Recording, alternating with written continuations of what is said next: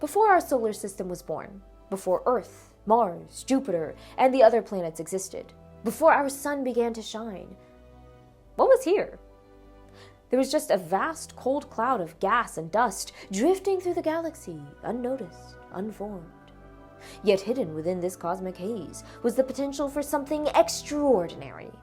A solar system teeming with worlds, including the one we call home. Have you ever wondered where it all began? What forces sculpted the planets, set them into motion, and gave rise to Earth and its ability to support life? The answers lie in the past, over 4.6 billion years ago, when a series of dramatic cosmic events shaped the very space we now occupy. In this lesson, we're going to turn back the clock.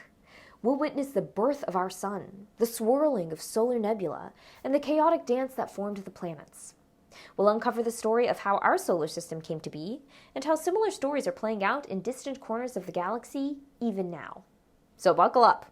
We're about to journey through time and space, back to the moment our solar system began its epic journey.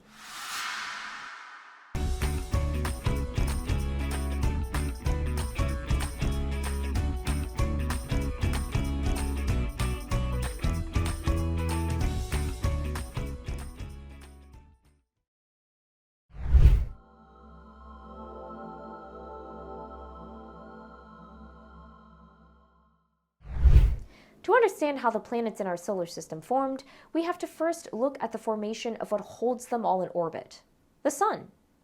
And this story begins not at the beginning of the universe, but in one of its later chapters.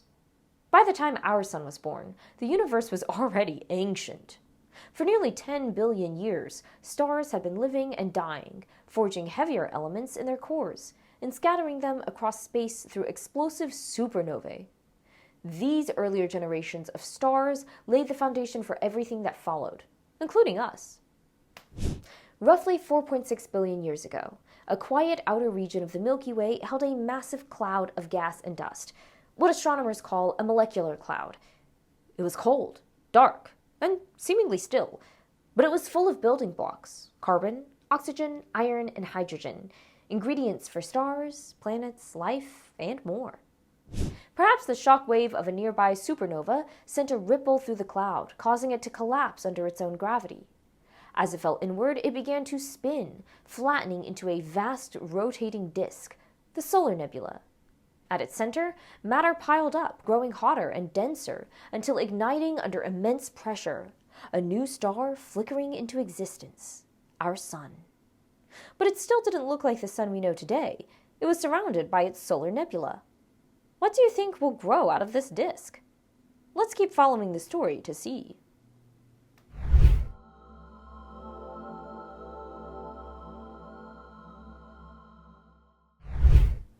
While the newborn sun blazed to life at the center of the nebula, the story of the planets, our Earth among them, was only just beginning. Surrounding the sun, the spinning disk of gas and dust didn't vanish. Instead, it became the raw material for something extraordinary. Tiny particles, no larger than grains of sand, began to collide. Some stuck together, forming larger clumps. Most bounced or broke apart. But over millions of years, through countless collisions and the invisible pull of gravity, something astonishing happened. Planetesimals, the building blocks of planets, grew out of the large boulders that had grown out of the smaller rocks that had grown out of the grains of sand. Imagine a chaotic cosmic construction zone. Hundreds of thousands of planetesimals racing around the sun, crashing into one another, sticking, shattering, pulling each other closer. In this violent ballet, gravity was the great choreographer. Larger objects attracted smaller ones, growing faster the bigger they became. In the inner part of the disk, where temperatures were scorching, only metals and rocky materials could survive. Think about the planets in our solar system that you've already studied in this course. Based on the conditions present, which planets would have formed here? Pause the video for a moment and record your prediction. Here, close to the sun, 4 small, dense planets began to take shape: Mercury, Venus, Earth, and Mars. These are the terrestrial planets, rocky worlds formed from tough ingredients that could withstand the sun's intense heat. Farther out, the story changed. Beyond a certain distance, often called the frost line, temperatures dropped. Here, ices, like frozen water, methane, and ammonia, could remain solid. This allowed planets to grow much larger, much faster. They started with rocky cores, like their inner siblings, but swept up vast envelopes of gas. Which planets do you think are forming here? Pause the video again and record your prediction.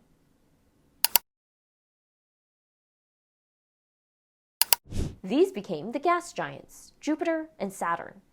Even farther out, where less material was available, two smaller ice giants formed, Uranus and Neptune, rich in ices and gases. But not every object became a planet. Some were caught in the gravitational tugs of larger neighbors and thrown into far orbits, forming the Kuiper Belt and Oort cloud, a realm of icy leftovers.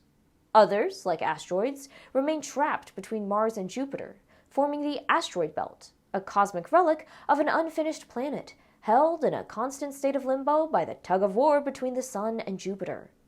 Even Earth's moon likely came from this chaotic time.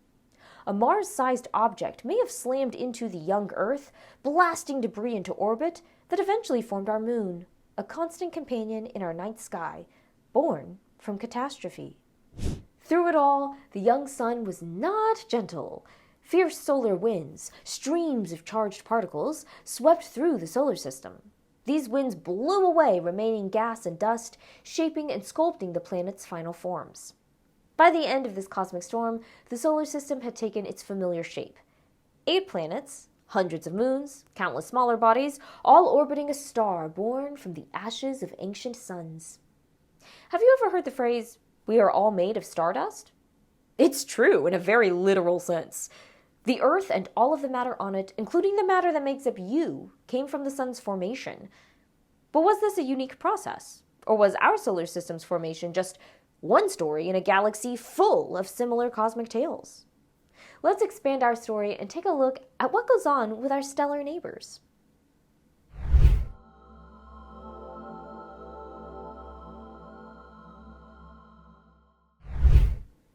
While our solar system story is remarkable, it's far from unique.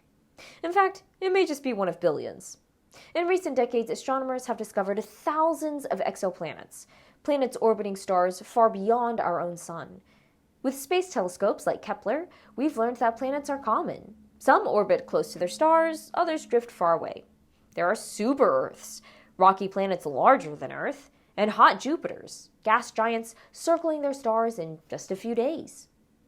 Yet despite their diversity, these systems seem to have formed through familiar processes: collapsing gas clouds, spinning disks of protostars, and the growing of planets as bits of those leftovers collide and mingle. Our solar system's journey is repeated again and again across the galaxy, written in stardust and shaped by gravity. This raises some big questions. Could Earth-like planets elsewhere in the galaxy or across the universe also support life? Could other beings on distant worlds be asking the same questions we are now? After all, astronomers estimate that there could be hundreds of billions of planets in the universe. And that only counts the planets that exist today. Billions more may have existed in the past, only to be destroyed when their star reached the end of its life cycle. For now, we can only wonder. But every new discovery brings us closer to understanding our place in the cosmos. Our solar system is special, not because it's the only one out there, but because it's the only one we call home. So next time you look up at the night sky, consider that each star you see may have its own family of planets orbiting it. And some of them may be eerily similar to our own. Ponder that, and I'll see you next time.